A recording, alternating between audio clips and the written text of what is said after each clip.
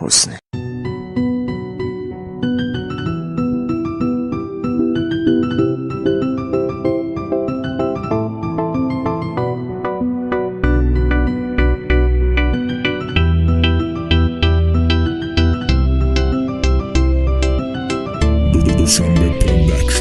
یکی بود یکی نبود، زیر آسمانی کبود، یه عاشقی ساده ای که دل شکسته بود.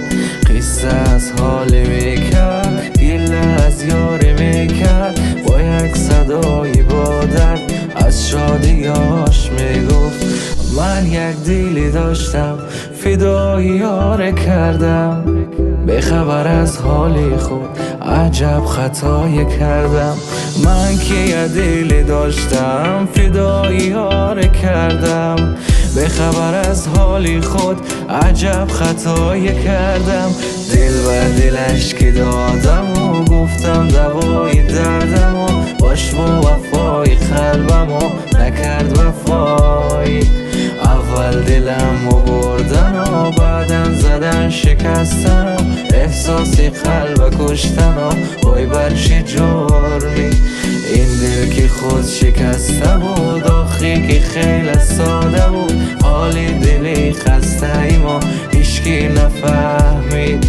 دل و نگاش که بستم و خواستم بگیرد دستم و اما زدن که پستم و آخ با چه سودی.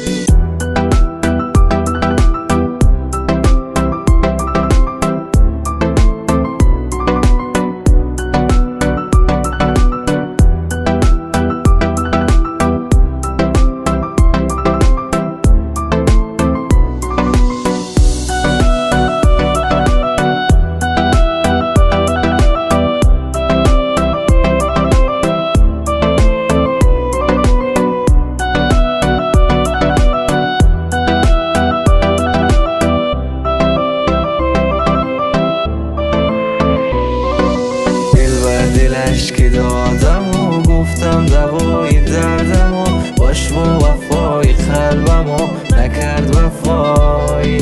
اول دلم و بردن و بعدم زدن شکستن و احساسی قلب کشتن و وای بر چه جرمی.